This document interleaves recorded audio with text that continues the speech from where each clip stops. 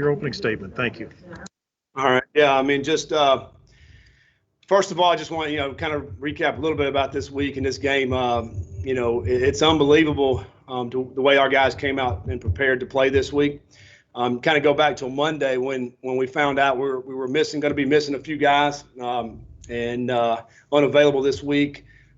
Cole Bentley, who's really started center for really our whole time we've been here. And then I think Robbie Bell had surgery on Monday, so he's out. That was our second center. We moved Cam George to center. He hadn't played center for us since he's been here. Now he's played every other position, but Cam has not played center. So we moved Cam to center on Wednesday, and then we find out he's going to be unavailable. So Thursday we moved to Austin Collins, our I guess you'd call it a fourth center, but you usually don't have four centers. You usually have maybe two, and then an emergency. But we had to go to the fourth center, Austin Collins, which was a defensive lineman at Cal last year. I was watching him play with my sons, and so we moved him to center. And he was a little bit nervous, but had a great 2 days of practice, Thursday and Friday. And then he goes out today and snapped 70 balls to Malik and really played a really good game. And so proud of him. And Josh Black's another freshman that we had to put up front at right guard, who's never really played for us as well. We find out Friday that Ian Pfeiffer is unavailable, another senior. So Francis Sherman has to slide into that spot. He's a walk-on freshman that's worked his tail off since he's been here. He's a guy who's put on about 35 pounds since he's been here. Incredible story. He catches 3 balls and a touchdown today and made it look easy out there. And Watkins, another guy, who's another freshman that was out there, scored a touchdown today. Incredible to see that. We started Fitzpatrick brothers the first play of game today. So there's another freshman that started there. And, it's just incredible. And, so I'm kind of talking about these young guys right now, but I think I really want to talk about the seniors as well, what they've meant to me, what they've meant to this program over the years, and for us for 2 years being here in this program. And all they've done is work. They just work their tails off. I'm so proud of them. We told them in the locker room, how proud we are of them. We love them. Big things for those guys. And I'm sure there'll be a few of those guys that'll come back, but I think, some are going to go on and, try to pursue an opportunity and at the next level in this game. So really proud of those guys. And we talked about this week, how they'd remember this game for the rest of their life. I mean, as a senior, you always remember your last game and to come out today and to play the way we played. And it was a total team effort today. Incredible team effort. The best team game we've played this year. And that's awesome to see. Early on, offensively, struggled a little bit. We were, troublesome protections early on, and getting the ball out there. We maybe got sacked a couple of times, and we're not getting first downs. But the defense hung in there and kept us in the game. They played outstanding today. We fumbled up a punt, and then we end up getting tackled there, a loss for that, and they end up scoring. But outstanding job by our defense. Our staff did a great job. This is an offense that averaged close to 40 points a game coming into this game, right at 39.5. And, they did an outstanding job today of containing them. The stats from their quarterback, wasn't very good. I think our guys did a great job of making him throw it and any of the knockdown balls. We flipped the script on them today as far as turnover margin. They're number 1 team in the country in turnover margin. We're toward the bottom. Today we're a +2. Huge difference in the game because that's big momentum. I thought the drive of the day was third quarter. We come out in the third quarter, we got the ball, and we drive down the field and I think take off maybe 7 minutes on the clock. I thought we just gained momentum right there to finish this game out. And they made a little bit of a run, but our guys, battled back. And now I say complete game because our special teams. We created another turnover on special teams today, and then JT knocking down field goals. JT, man, we hadn't said a whole lot about JT this year, but one of the better field goal kickers in the country this year. Extremely solid. I think he's missed the 252 yarders. That's it. So he's been great. So a lot of things that were awesome to see today. To score 45, that's incredible with what we had out there, man. But just the guys played so awesome, and so just credit to all of them. I also want to say. To our whole staff, we think about Matt Summers and the athletic trainers, what they've been able to do this year, remarkable. our equipment staff, having to, keep everything clean as far as our gear and all that, Chuck and Ed and all those guys and all our workers in that room, incredible. Our recruiting department, what they've had to put up with all this year, not even having recruits here and having to do everything through Zoom and all that, unbelievable. I'm not leaving anybody out.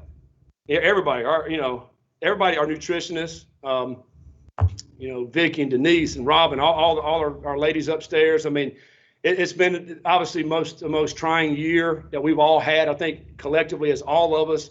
But we're trying to run a football program with 120, 18 to 22-year-olds. And so it takes everybody. Our administration also, I mean, there's so much planning went on to all this. And to execute the plan, our guys did an outstanding job with that. Again, it takes everybody. So I can't say enough about everybody that's been involved for this year. We played 11 games. There's a lot of programs out there that's trying to play 2, 3, 4 games. We played 11. Again, just as proud of everybody with that. And to end the season on a high note, it'll propel us as we head into the offseason, our signing class next week, roster management things, because that's going to come up as well as you think about next semester with these seniors, like who's coming back, who's not. So roster management is always something that we have to talk about. And then also coming up with a plan. What are we doing next semester? How are we getting our team better? Our guys are already fired up about ready to come back here. I said, get a little bit of break. We all need a break over Christmas, but they'd be ready to come back in January, and they're fired up for it, and we're excited to get them back here. All right, we'll go first to Russ Brown. Yeah, Scott, hard to know where to start after a game like that. But first of all, a two-part question, really. Did you, with everybody that was going to be out, did you consider canceling the game? And also, how important was this to you personally after what you've been through the last 2 weeks? Well, I think, we started the season. We want to play. We want to play the game. And so there's protocols in place. I'm really out of it. All we can do is practice and work. And, hey, if someone is not available, then who's next? And that's what we did. So our medical team does all that. And they're awesome at what they do. So we trust them and to do that side of it. What we've been able to accomplish this year is incredible, as I mentioned earlier. And a lot of people deserve credit. A lot of people. And so, for us to get 11 games in is incredible. And now, do I wish I'd have had some of these guys? Absolutely. I really feel for Cole and these seniors, Ian and Cam and these guys that are mainstays on our offense on that side of the ball, but even other guys that couldn't play. But I think we obviously want to play the football game because of the other seniors that are available to play. Your Rajay Burns, your Goldwires, your CJ Avery's. I mean, your Des Fitzpatrick's. I mean, they want to play, and they went out and showed that they improved that. What about I asked you about what this meant to you personally with everything you've been through the last 2 weeks. Well, I mean, I love to see the joy on our kids' faces, and there's nothing better than that. And I was telling Rocco a while ago that when Sherm caught the touchdown pass, the joy on the sideline when he came off the sideline to catch that touchdown, that's what it's all about. Like our whole team was right there, picking him up, pumping him up. Same thing with Watkins when he scored. I mean, that's what's awesome. So, it was awesome to come out and to play the way we did. There was a lot of distractions, but really, meetings with our players and our staff in here, man, they've been focused and really wanted to come out and play well, and that's what they did. So yeah, I'm proud for them. To Tim. Scott, I think you had 6 false start penalties today. Given how much change there was on the offensive line, that's probably understandable. But how do you account for being able to put up 45 points and 453 yards with, really a thrown together front five? It's if you had told me we were going to score 45, I probably wouldn't have believed you. I mean, it's incredible, Tim. I mean, some of the false starts were attributed to new guys in the lineup there. We don't like those, but obviously, we didn't get frustrated. Let me just say that, because we knew there may be some mix-ups with that as we got in there. But again, our guys didn't worry about it because I think we got I think we had 2 in a row at one point, and then we still go down the score. It was 1st and 20, and we end up overcoming it and go down the score. So we knew there was going to be some things like that. Even early on, I think we gave up a couple of sacks, and listen, we got to just play through it. We'll play through it, and then we'll move forward. And we got the running game going. I thought that helped tremendously. One thing I haven't mentioned, though, it was extremely windy out here today, like extremely windy. And, so you're a little bit nervous about throwing the ball down the field. And I think, both teams actually got, I don't call it lucky, but, balls were underthrown a few times and like Deez came back and caught the pass. I mean, so, but I think the running game was a difference for us because we were able to get some of those long runs and pop those runs. Mitchell's had a couple of long runs. But yeah, I think it's hard to explain how, we had this many yards and 45 points. I really do think it's a team effort because the defense plays so good to help our offense out and to get going. Cameron. Yes, Scott. These seniors, guys who came here when Louisville was kind of at its peak, went through a lot with the 2-10 season, coaching changes, many of them position changes. What does it say about this group that they're able to kind of stay on board with this? Seems like a very group full of perseverance, I'd say. Kind of what does it say about this group? Well, they're great young men. That's what it says about them. And because could have been real easy to fold the tent and say, man, this is not for me. I'm not dealing with this. And the thing about football that it teaches us all is that we're all going to go through adversity. But how we come out on the other side. And these guys have gone through a lot of adversity.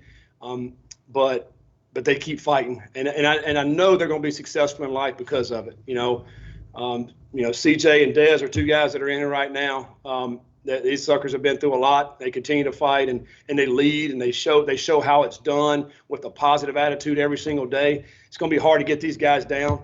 I think as they go through life, there are going to be some things that are going to happen to them, but they're going to know, they're going to reflect back to what they've always had to do, which is continue to fight.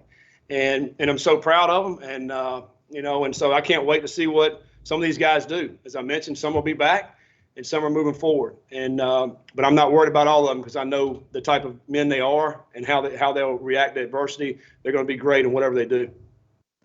To Michael.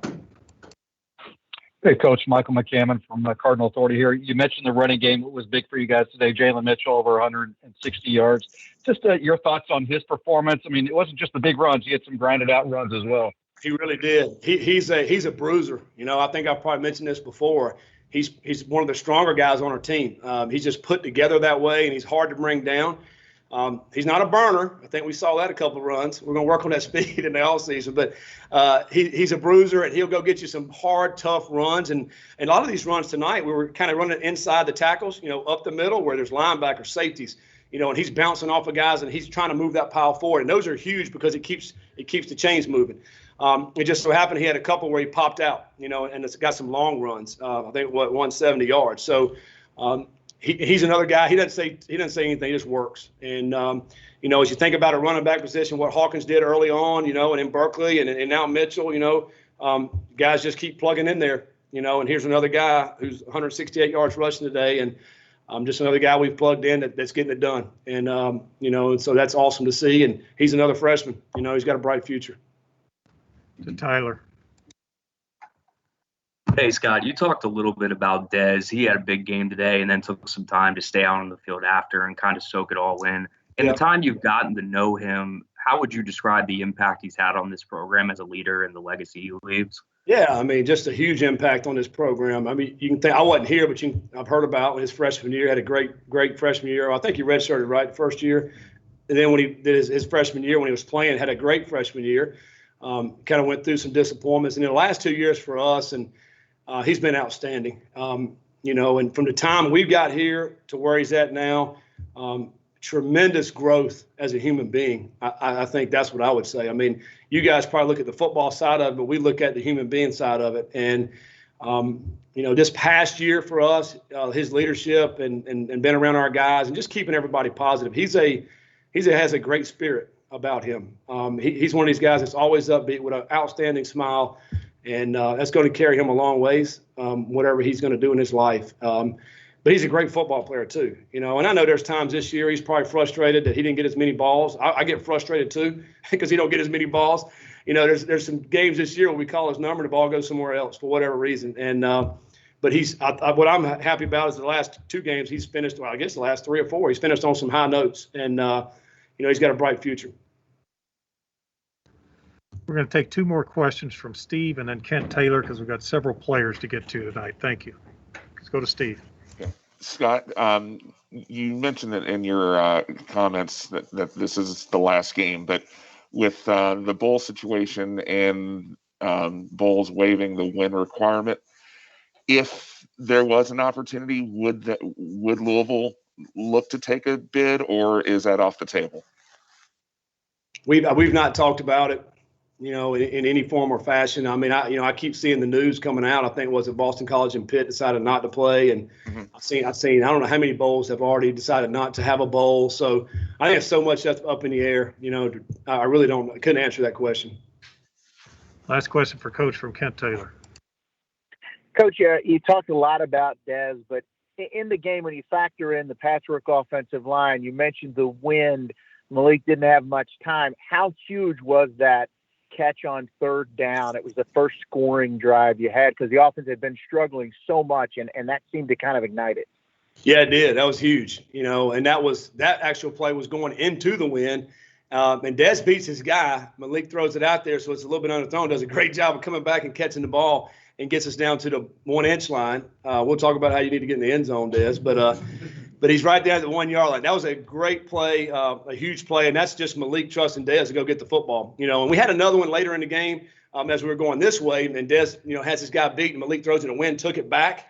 I think that would have been a touchdown on that one as well. Deez can kind of talk about that, but you know, we coming into the game, we knew we wanted to be able to take some shots. We felt Deez can run by him and, you know, on the outside, and we were able to. But the win today was just, you know, we want to be calculated whenever we call some of those. But that one play right there kind of felt like it got us going really for the rest of the day. Coach, congrats on the wins and thank you. Yep, thank you, guys.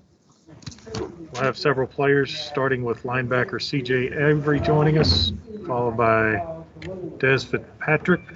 We'll start with C.J.